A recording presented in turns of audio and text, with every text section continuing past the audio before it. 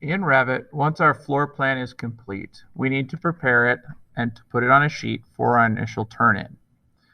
This requires a few more steps than we've done in the past, so I did want to make a quick video to show you what all you needed to do. So just like we've done before, down at the very bottom in our small toolbar, we will crop the view and we will show the cropped region. Okay, that is the one with the crop symbol with the light bulb over it. That shows us the region. You're going to have a box appear. When you click on the box, you'll get the handles, and this is what we've done before, but we're going to push this in so that anything outside of our exterior walls is not being shown. And again, this is for the floor plan. And I'm going to push that in. Once I've done that, I will also want to turn where it says high crop region, I want to turn that off so that the box itself goes away. Now you'll notice there are a few things that are still showing. We're going to take care of this with the hide.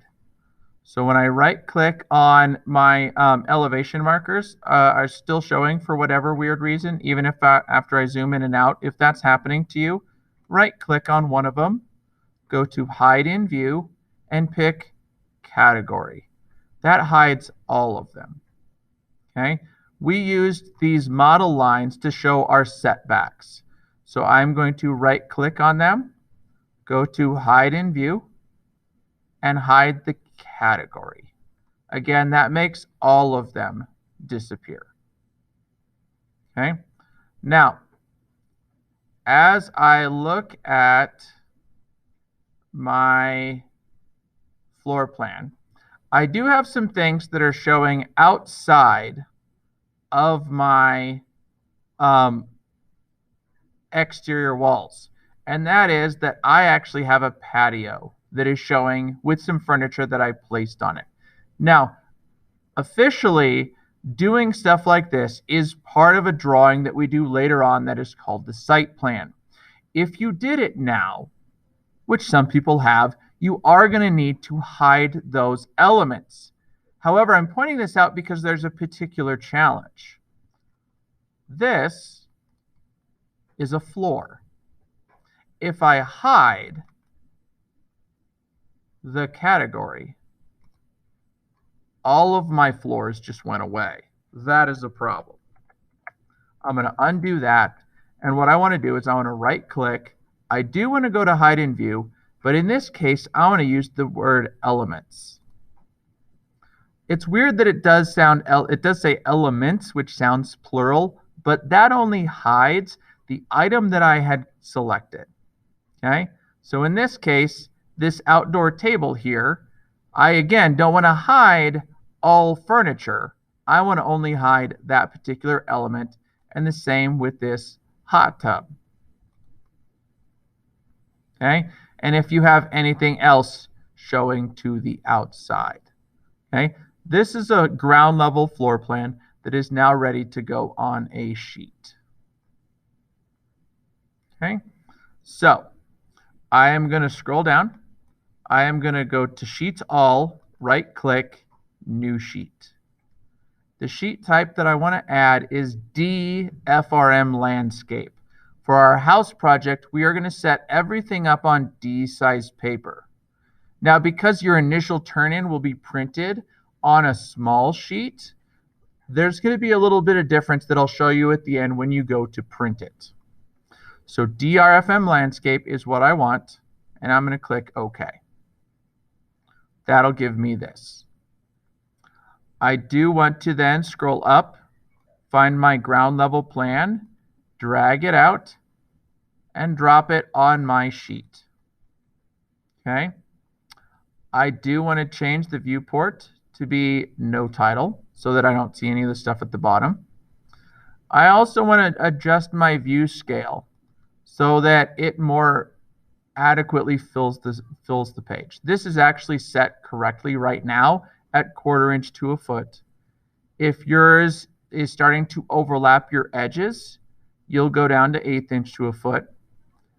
If yours is still not maybe as large as it could be, you can try 1/2 inch to a foot, but do not go to 3/8. Remember, the scales that we want to use for architecture, the correct scales, will always start with a 1. Okay? So if 1/4 to a foot is too small of a view, you can try 1/2. Okay, and this will show correctly. Okay, you may have to zoom in and out because you can see my floor plan doesn't want to show correctly. So then our project name, which I know mine isn't showing right now, this is because I'm actually using an old file where I've done this already and I had to delete it, which is why that isn't showing. Okay, author should be my name, first, last, space, and then your class period.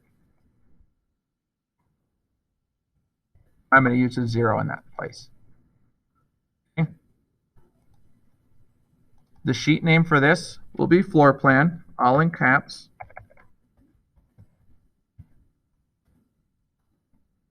And the page number, it is D-size paper, but this is going to be the first page of the packet. Okay. The project name will be the address of the lot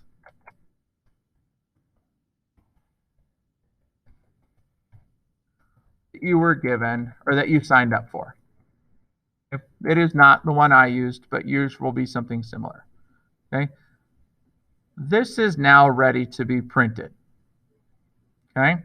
When we print this in class for our initial turn-in, we are not going to print it at Zoom 100%. So when we go to File and when we select Print, when we pick the correct printer that we're going to send it to, we can either pick Current Window or Selected Views, and in this case it would be just the sheet, which you do not need to save the settings for. And then when you go to Settings, you need to leave it at Fit to Page. If you've printed other things and it has changed to Zoom 100%, if you print this Zoom 100%, it's going to try to print a 2 foot by 3 foot sheet of paper. Our regular printer does not print paper that large, so we have to leave it at Fit to Page. I know in the past this would have cost you points, but this is the correct setting for this printout and all of the initial turn-ins. So if I push OK, that would set, or once I push OK, my printout is now set. And if I push OK again, it will print.